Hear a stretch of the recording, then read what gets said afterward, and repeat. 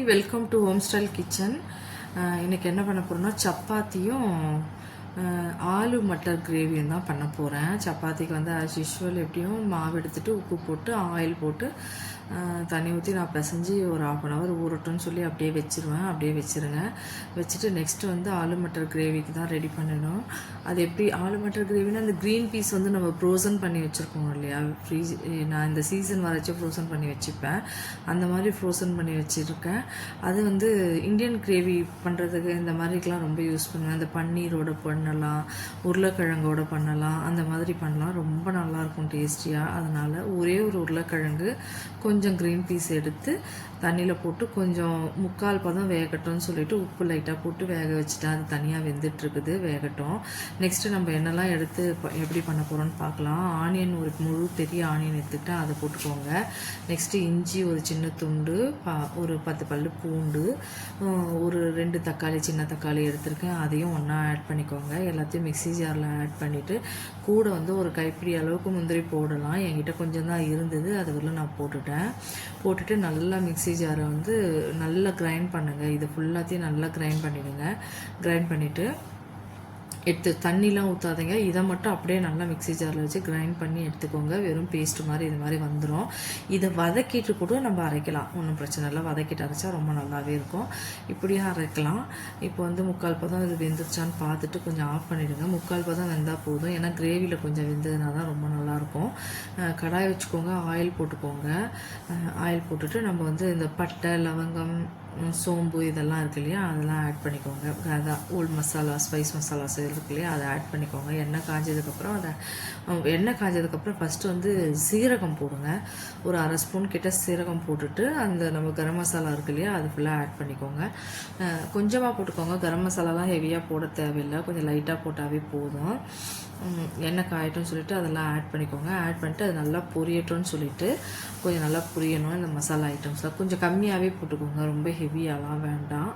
ஏன்னா இது கொஞ்சம் அந்த ஃப்ளேவருக்காக தான் போடுறது. இப்போ நம்ம வந்து அரைச்சி வச்சுருக்கோம் இல்லையா அந்த கிரேவி, அதுக்கு முன்னாடி நம்ம என்ன பண்ண போகிறோம்னா இந்த ஆயிலே வந்து வெறும் மிளகாத்தூள் இருக்கு இல்லையா, வெறும் மிளகாத்தூள் அது வந்து ஒரு 1.5 ஸ்பூன் போட்டுக்கோங்க. மஞ்சள் பொடி போட்டுக்கோங்க. குழம்பு மிளகாய் பொடி ஒரு ஸ்பூன் போட்டுக்கோங்க. போட்டுட்டு நல்லா எண்ணெயிலே கொஞ்சம் அப்படி லைட்டாக கலந்துட்டு தண்ணி ஊற்றிடுங்க. தண்ணி ஊற்றிட்டு அது நல்லா கொதிக்கட்டும். ஆயில் நல்லா பிரிஞ்சு எல்லாமே நல்லா கொதித்து வரணும். அந்த மாதிரி நல்லா கொதித்து வந்ததுக்கப்புறமா எண்ணெய் பிரிஞ்சு ஃபுல்லாக அந்த மசாலாலாம் வெந்து எண்ணெய் பிரிஞ்சு வரும். வந்ததுக்கப்புறம் நம்ம இப்போ அரைச்சி வச்சுருக்கோம் இல்லையா, இப்போ தண்ணி ஊற்றுனீங்கன்னா நல்லா புகையும். நான் எக்ஸாஸ்ட் போட்டுட்டேன் உடனே. இப்போ இது நல்லா கொதிக்கணும். இது நல்லா கொதித்து நல்லா எண்ணெய் பிரிஞ்சு வரணும். இது கூட தயிர் ஆட் பண்ணுவாங்க நிறைய பேர். தயிர் வேணாலும் ஆட் பண்ணிக்கலாம், நல்லதாக இருக்கும். இப்போ இது எண்ணெய் பிரிஞ்சு நல்லா வந்ததுக்கப்புறமா நம்ம அரைச்சி வச்சுருக்கிற கிரேவியை தூக்கி இதில் ஊற்றிட்டு நல்லா மிக்ஸ் பண்ணி விட்டுட்டு மூடி போட்டுருங்க. தண்ணியெல்லாம் இப்போதைக்கு எதுவும் ஊற்றாதீங்க. மூடி போட்டு அது எண்ணெய் பிரிஞ்சு வர வரலும் நல்லா வதக்கணும். நம்ம அரைச்சி ஊற்றுனது நல்லா வதக்குங்க. நல்லா வதங்கினதுக்கப்புறமா இங்கே பாருங்கள் எப்படி எண்ணெய் வந்துருச்சு மொத்தமாக. வந்ததுக்கப்புறம் இந்த கிரேவியை தூக்கி அதில் ஊற்றிடணும். நம்ம அரைச்சதை ஊற்றிட்டு தண்ணி இப்போதைக்கு கழுவிலாம் ஊற்றிடாதீங்க. மிக்ஸி ஜாரை அப்படியே விட்டுருங்க. இது மாதிரி மிக்ஸ் பண்ணிவிட்டு நல்லா கொதித்து எண்ணெய் பிரிஞ்சு லைட்டாக வந்ததுக்கு அப்புறமா தான் நம்ம தண்ணி ஆட் பண்ணிவிட்டு இந்த வேக வச்சுருக்க உருளைக்கிழங்கும் பட்டாணியும் எடுத்து அதில் போடணும். இது கூட வந்து உருளைக்கிழங்கு, பட்டாணி, காலிஃப்ளவரு, பன்னீர் எல்லாமே போட்டுக்கலாங்க. எந்த கிரேவி வேணாலும். இது வந்து இந்தியன் கிரேவி. இது வந்து மோஸ்ட்லி வதக்கி பண்ணால் இன்னும் டேஸ்ட் ரொம்ப நல்லாயிருக்கும். இப்படியும் பண்ணிக்கலாம். நம்ம ஷார்ட்டாக ரொம்ப சோம்பேத்தனமாக இருக்குதுன்னா இந்த மாதிரி ஷார்ட் மாதிரி பண்ணிக்கலாம், ஒன்றும் பிரச்சனை இல்லை.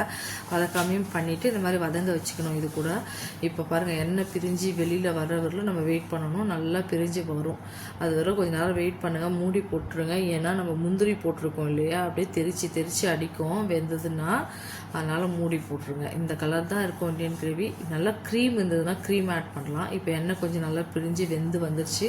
அதனால் நான் எந்த உருளைக்கிழங்கையும் பட்டாணியும் அதில் எடுத்து போட்டுட்டு நல்லா மிக்ஸ் பண்ணிவிட்டு கொஞ்சம் தண்ணி ஊற்றிட்டு மூடி வச்சுருங்க. திருப்பி மூடி தான் வைக்கணும், திறந்தெல்லாம் வச்சிடாதீங்க. சுருள் கையில் அடிச்சிரும் கிரேவி கொதித்து வர்றது. ஏன்னா அந்த முந்திரி அப்படி கொதித்து வெளியில் வரும். அதனால் இது கூட இப்போ நீங்கள் பன்னீர் போட்டாலும் செம்ம டேஸ்ட்டாக இருக்கும். காலிஃப்ளவர் போட்டாலும் சூப்பராக இருக்கும்.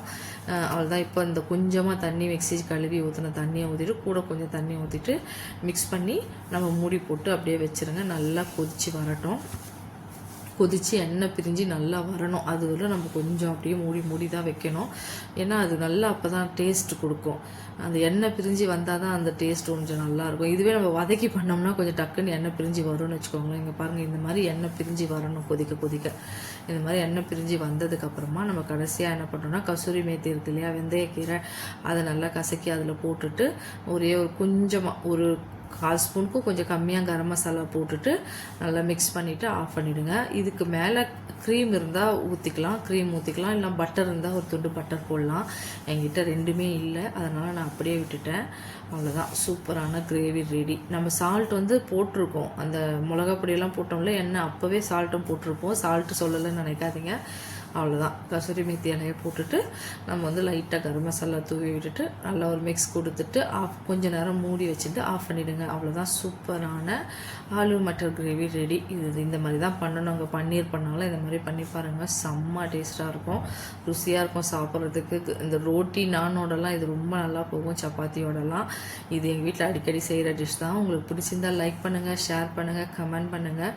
நிறைய குட்டீஸுக்கான ரெசிபி போட்டுட்ருக்கேன், போய் பாருங்கள். ஸ்நாக்ஸ் ரெசிபிஸ் நிறைய போட்டுட்டு தான் இருக்கேன், போய் பாருங்கள், ஷேர் பண்ணுங்கள். தேங்க்யூ. ரொம்ப நல்லா வந்ததுங்க. இந்த எண்ணெய் பிரிஞ்சு இப்போ திருப்பி வரணும், அந்த மைல்டாக பிரிஞ்சு வந்தது, அவள் தான் ஆஃப் பண்ணிடணும்.